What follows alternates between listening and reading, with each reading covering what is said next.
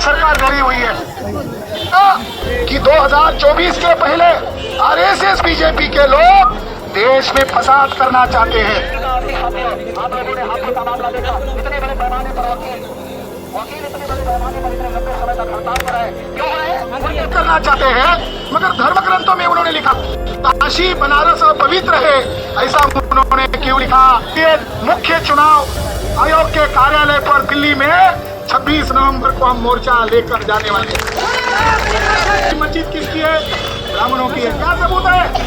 ज्ञान व्यापी मस्जिद के अंदर जो भी प्रतीक मिले हैं तो सारे के सारे बौद्ध है।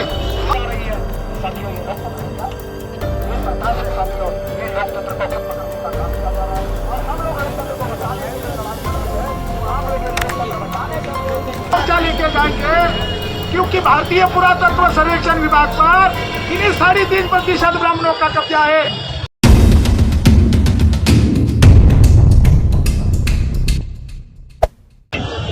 प्रोफेसर विलास खरा साहब जिंदाबाद जिंदाबाद जिंदाबाद। प्रोफेसर विलास खरा साहब संघर्ष करो। प्रोफेसर विलास खरा साहब संघर्ष करो। ऑलिवर वामन मेश्राम साहब संघर्ष करो। मेश्राम साहब संघर्ष करो। विकास पटेल साहब संघर्ष करो। प्रोफेसर विलास खरा साहब संघर्ष करो। रविंद्र प्रताप सिंह संघर्ष करो। और 85 आवाज दो, आवाज दो। बोल 85, बोल 85। वक्त बदल दो, ताज बदल दो। साथियों, साहब जी एक सीढ़ी कमी सारे एक स्टेप और थोड़ा सा ऊपर चढ़ गए सारे लोगों को आप आगे वाले बैठ जाए सर। ठीक है, माइक नीचे। आज बनारस के क्रांतिकारी धरती पर बीजेपी आरएसएस की सरकार ने बहुत रोकने का प्रयास किया है।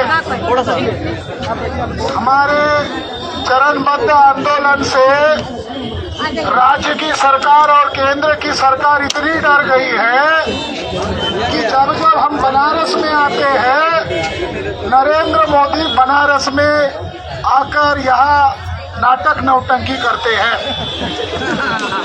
कल नरेंद्र मोदी ने बनारस में क्या किया? कल नरेंद्र मोदी यहाँ के सांसद है, यहाँ आकर पंडितों के पास गए और घंटा बजाने के अलावा कुछ नहीं किया। वो देश के प्रधानमंत्री है, उनको देश की गरीबी बेरोजगारी को लेकर चिंता नहीं है, मगर उनको मंदिरों की ज्यादा चिंता है। साथियों, मोहन भागवत भी उत्तर प्रदेश में कल से योगी आदित्यनाथ को मिलने आ गए हैं।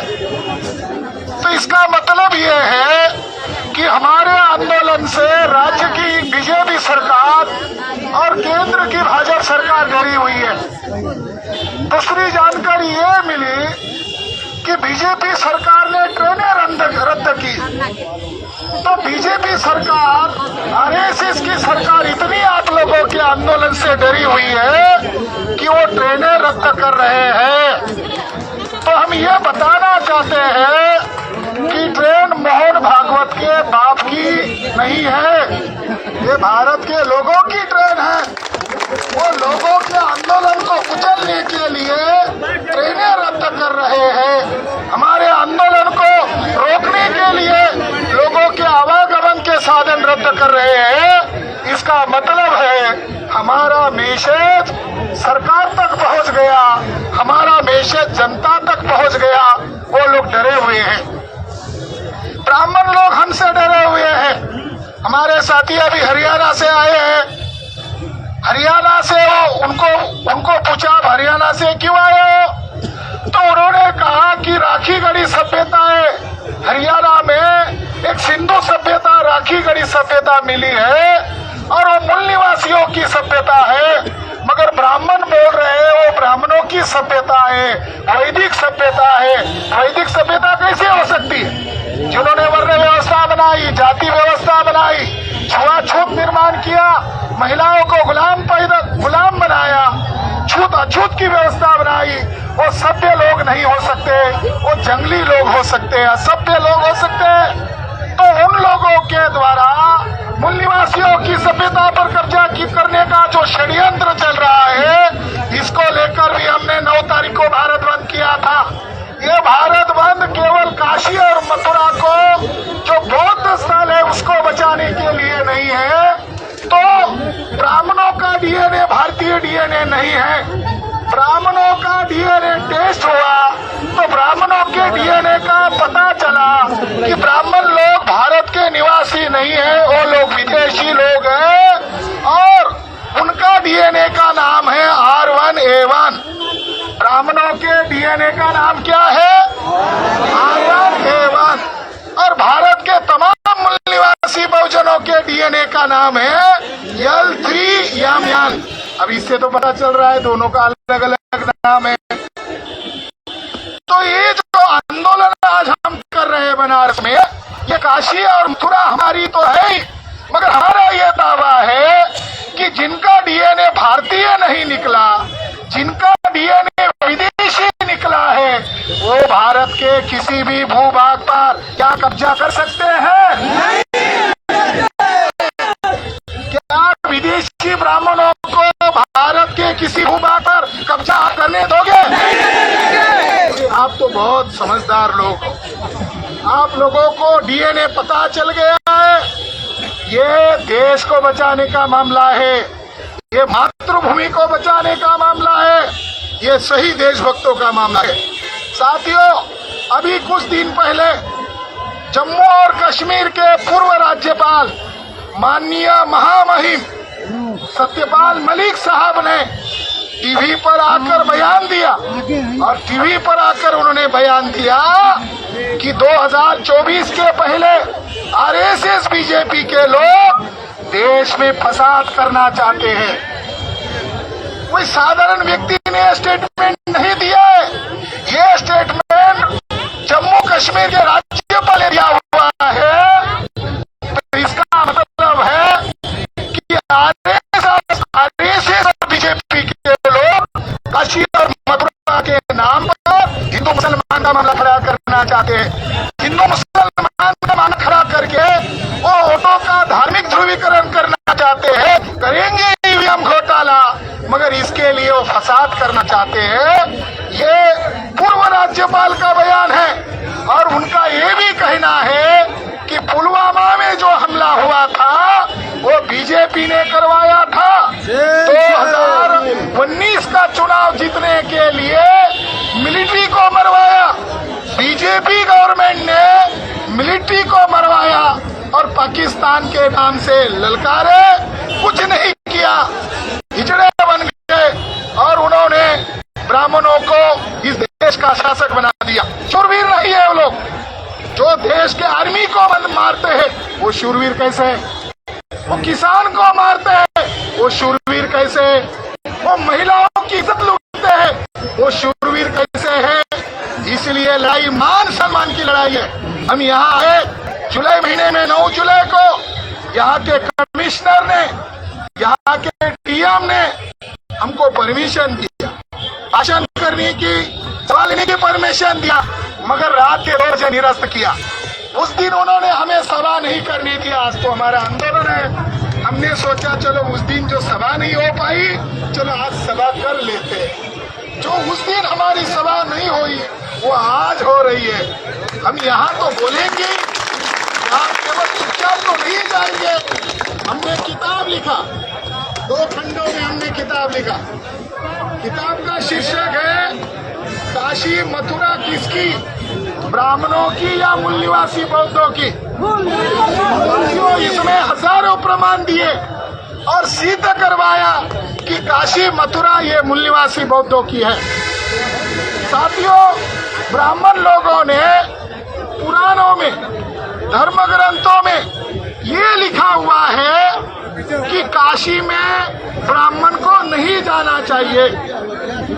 ब्राह्मणों ने पुराणों में ये लिखा हुआ है कि अगर ब्राह्मण सही है तो उसको काशी बनारस नहीं जाना चाहिए।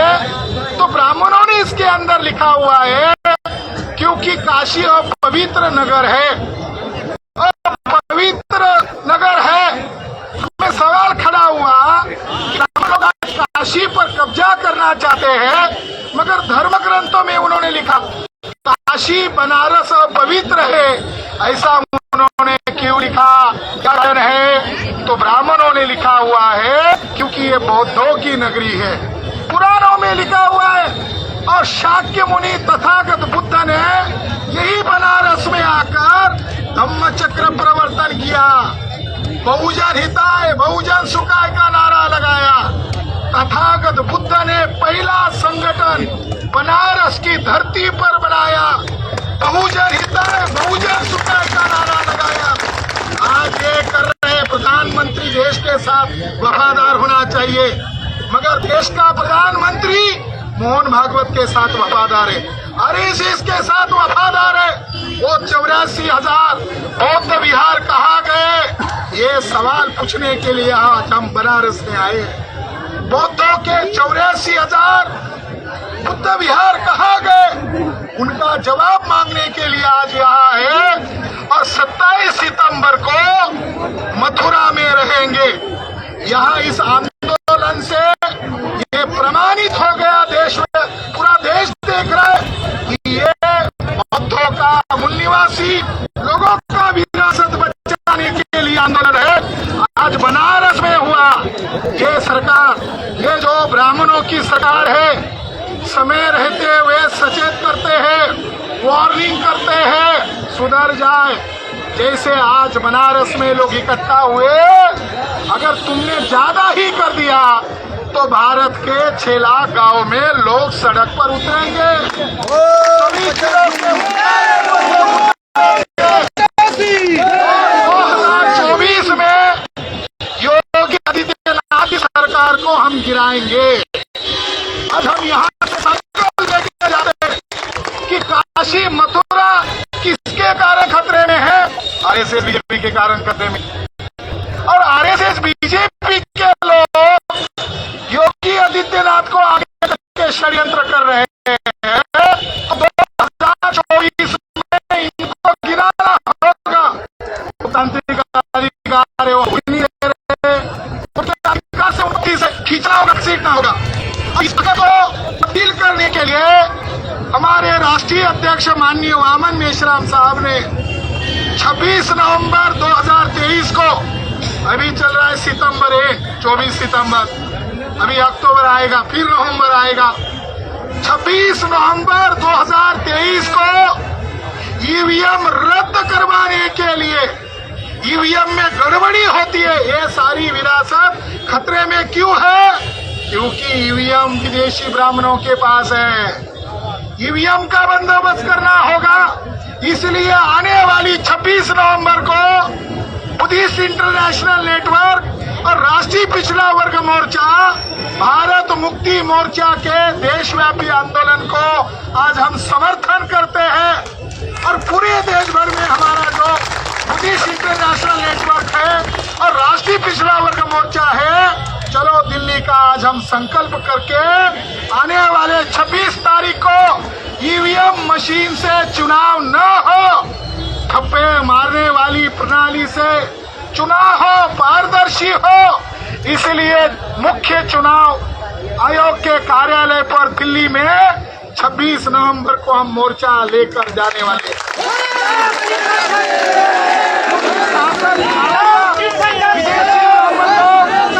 अगर लोकतांत्रिक ढंग से बंदोबस्त करना है तो ये कार्यक्रम होते ही गांव-गांव में, उत्तर प्रदेश के गांव-गांव में चलो दिल्ली का नारा लगाना होगा। और ईवीएम का बंदोबस्त किए बगैर आरएसएस बीजेपी का बंदोबस्त नहीं किया जा सकता। आखिरी बात, मैं आखिरी बात आपको ये कहना चाहता हूँ, हमने जब ये रिसर्च किया, संशोधन किया, तो हमें पता चला कि ब्राह्मण लोग और ब्राह्मणों का बुद्ध के पहले, सम्राट अशोक के पहले एक भी मूर्ति नहीं मिला। सम्राट अशोक के पहले, तथागत बुद्ध के पहले ब्राह्मणों के एक भी मंदिर भारत में नहीं मिला। जब ब्राह्मणों का एक भी मंदिर नहीं है, एक भी मूर्ति नहीं है, तो ब्राह्मण आज मंदिरों के नाम पर नाटक क्यों कर रहे हैं? ये नाटक हमारे SC ST OBC को मूर्ख बनाने के लिए है। आज ये राष्ट्रीय पिछड़ा वर्ग मोर्चा ये भगवे गमछे लेकर और ये भगवी टोपी लेकर आए हैं। ये यही बताने आए हैं भगवा ब्राह्मणों का RSS BJP का नहीं है, भगवा हम मूल निवासी बहुजनों का है, भगवा बुद्ध का रंग है, भगवा कबीर का रंग है, भगवा संत रविदास का रंग है। ये हमारे मूल निवासियों का त्याग का प्रतीक है, ये हमारी विरासत है।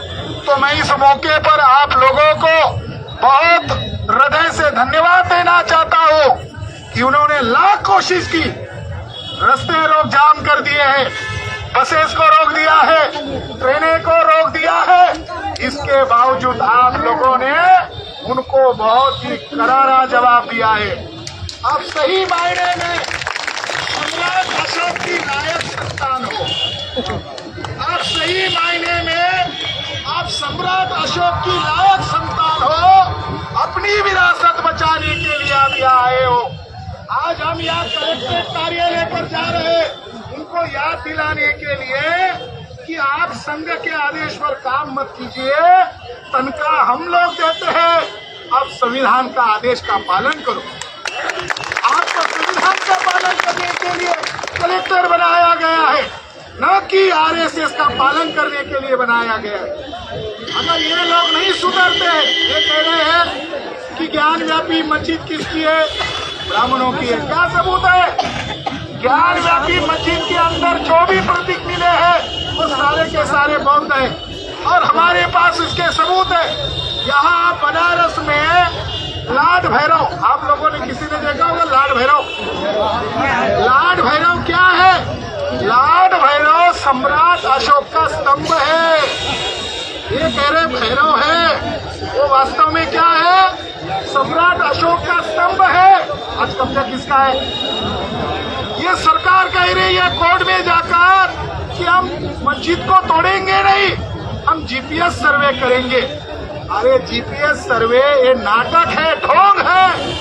2017 में नरेंद्र मोदी ने गुजरात में GPR सर्वे किया था, सोमनाथ मंदिर का GPR सर्वे किया, 32 पेज की रिपोर्ट दी गई और उस रिपोर्ट में कहा गया है कि सोमनाथ मंदिर के नीचे 3 मंजिला बुद्ध विहार है।